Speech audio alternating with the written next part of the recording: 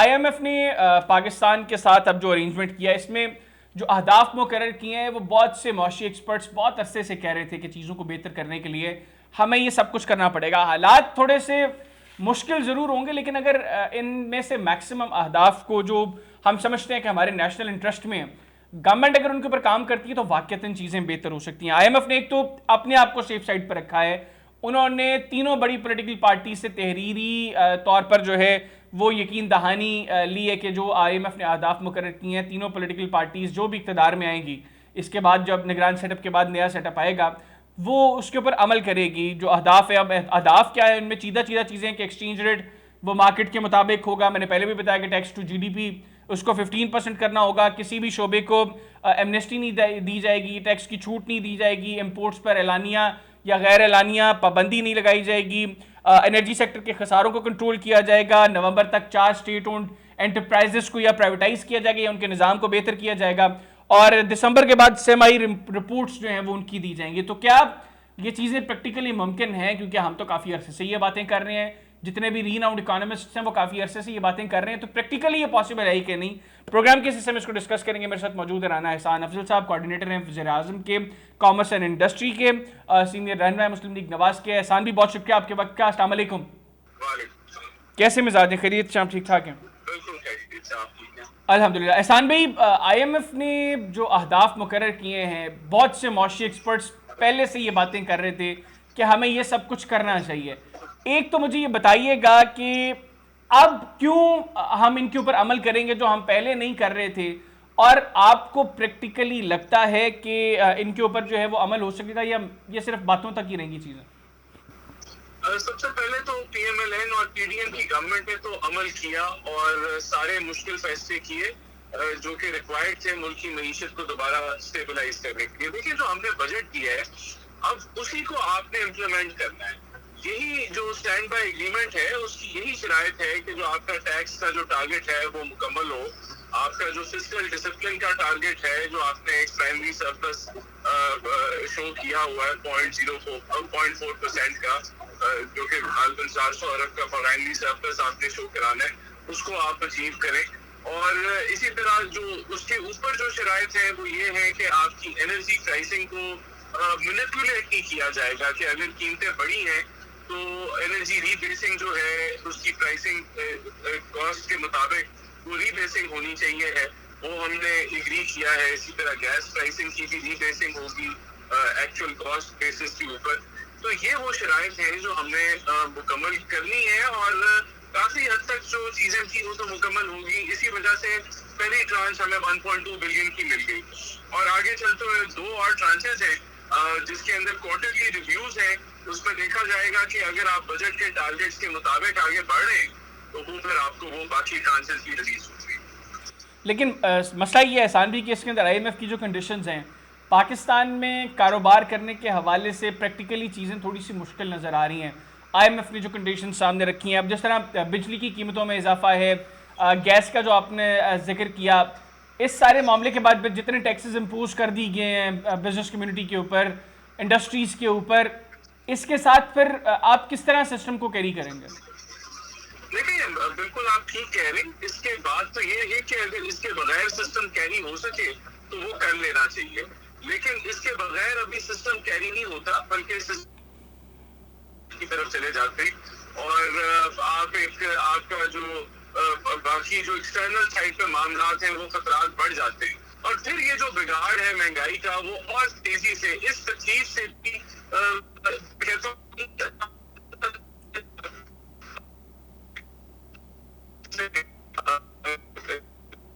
में बिजली महंगी होना जो ऑलरेडी एक इन्फ्लेशन का बोझ एक आम आदमी उठा रहा है, ये बहुत टफ है, इसमें कोई शक नहीं है।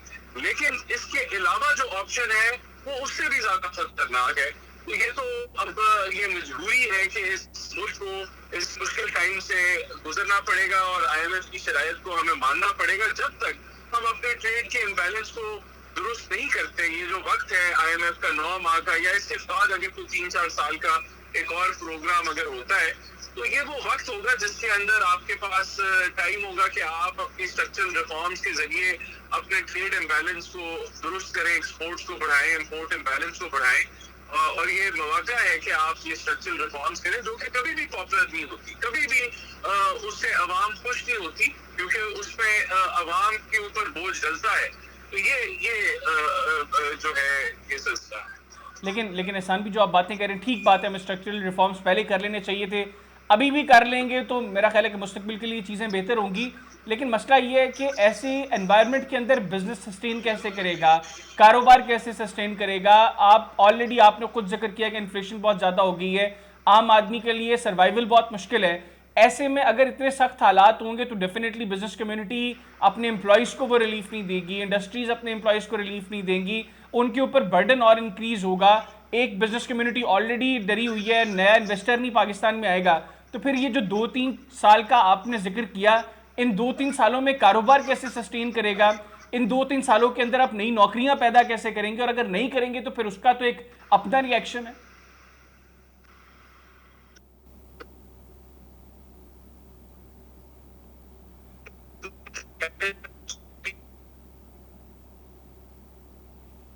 आईटी सेक्टर में भी हमने जो मराद दी हैं वो आईटी सेक्टर को बूस्ट करेगा।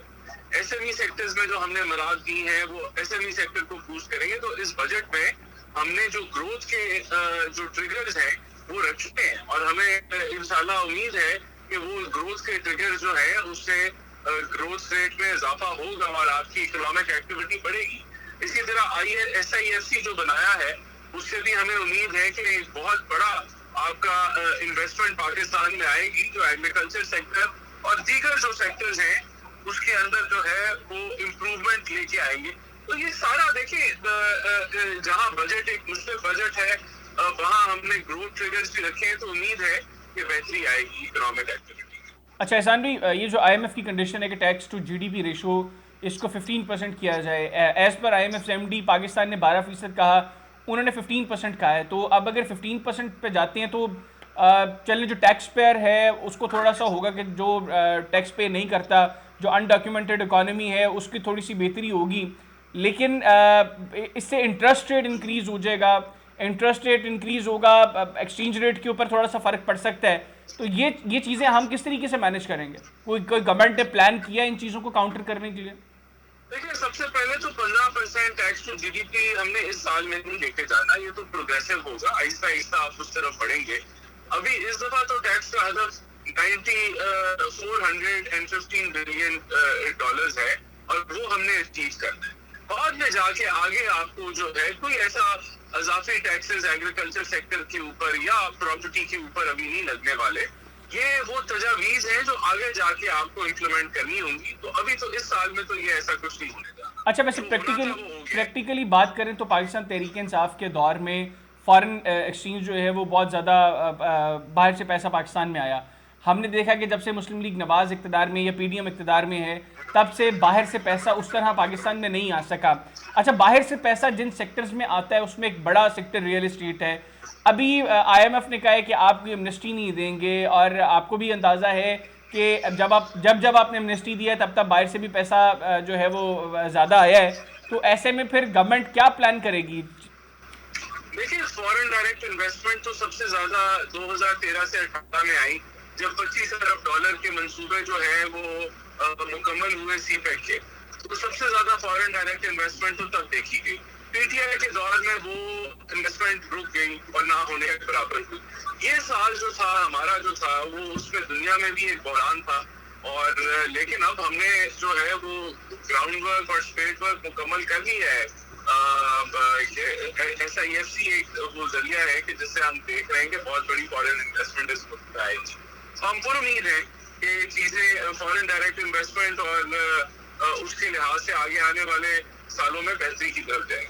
अच्छा, ये IMF ने कहा है कि आपकी जो SOEs हैं, स्टेट ओन्ड एंटरप्राइजेज हैं, उनमें कम से कम 4 को आपने अगले जो है वो 9 महीने के अंदर या तो उनको बेहतर करना है या उनको प्राइवेटाइज करना है।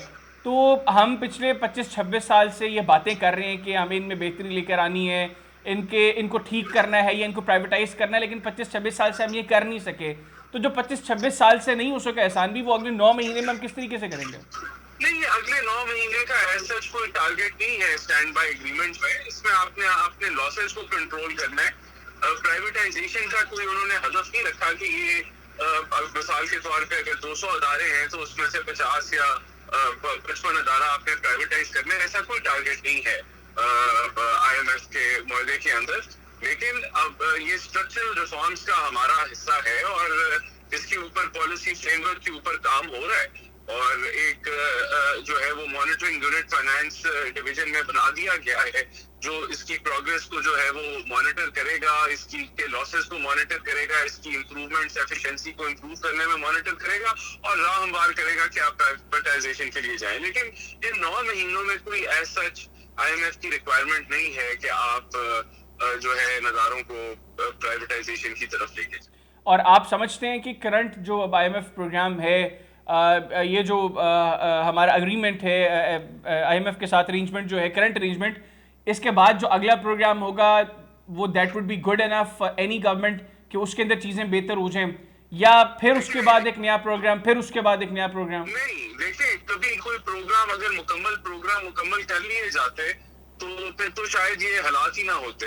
प्रोग्राम नहीं मुकम्मल होते तो इसका मतलब है कि जो रिफॉर्म्स ये वो दरकार हैं, जो स्ट्रक्चरल रिफॉर्म्स जो दरकार हैं वो नहीं हुई, तो इस वजह से प्रोग्राम फेलियर की तरफ जाते हैं। और पाकिस्तान की तारीख में एक ही प्रोग्राम जो है वो कामयाबी से हुआ और वो PMLN के दौर में हुआ। और अभी भी जो ये जो मुआहदा है ये हमने ही किया और एक आपके एक्सटर्नल क्राइसिस को हमने कंट्रोल किया। तो इंशाल्लाह अगर अगला प्रोग्राम कामयाबी से होता है तो फिर इसका मतलब है कि स्ट्रक्चरल रिफॉर्म्स हो गई हैं और बेहतरी की तरफ पहुंच जाएगा। आखिर में ये बताइएगा कि हमने देखा है कि जिस वक्त IMF के साथ हमारी ये स्टैंड बाय अरेंजमेंट हुई, उसके बाद डॉलर जो है उसकी कदर में थोड़ी सी कमी हुई। एक तो ये मैकेनिज्म समझ में नहीं आया कि डॉलर की कदर में किस तरीके से कमी आ गई जब अभी डॉलर पाकिस्तान में आए ही नहीं थे, और अब जब डॉलर आ गए हैं तो दोबारा उसकी कदर में इजाफा हो रहा है। देखिए ये अब प्योरली मार्केट के ऊपर जो है वो डायनामिक्स के ऊपर शिफ्ट हो गया। डॉलर अभी आजकल एक मैं समझता हूँ कि डॉलर्स के आने के बाद एक डिमांड में सर्ज आया है, LCs वगैरह दोबारा से खुलना शुरू हुई है, ये एक फैक्टर हो सकता है। लेकिन लॉन्ग टर्म में तो आपका जो एक्सटर्नल फ्रंट पे जो एक लिक्विडिटी का क्राइसिस था वो तो बेहतर हुआ है। जिस तरह फिच ने भी आपके जो है वो क्रेडिट रेटिंग्स को बढ़ा दिया है तो वहां तो बेहतरी है। और ये जो फ्यूल क्राइसिस का सामना अब करना पड़ सकता है, ये आप लोग अगले 2 दिन के अंदर मैनेज कर लेंगे चीज़ें पेट्रोल पंप मालिकान के साथ, या आने वाले दिनों में हमें कोई फ्यूल क्राइसिस का सामना करना पड़ सकता है? अभी तो वो जो स्ट्राइक है वो डिले हो चुकी है और उनसे बातचीत चल रही है कि उनके मार्जिन को कैसे हमने क्या करना है, तो वो अभी कॉन्वर्सेशन उनसे चल रही है। बहुत शुक्रिया राना एहसान अफजल साहब, अपने प्रोग्राम के लिए खुसूसी तौर पर वक्त निकाला। नाज़रीन, मुस्लिम लीग नवाज के सीनियर रहनुमा और वज़ीर आज़म के कोऑर्डिनेटर बराए कॉमर्स एंड इंडस्ट्री राना एहसान अफजल साहब हमारे साथ मौजूद थे। उनकी गुफ्तगू आपने सुनी। आज के प्रोग्राम से मुझे और मेरी टीम को इजाज़त दीजिए। अल्लाह हाफिज़। पाकिस्तान जिंदाबाद।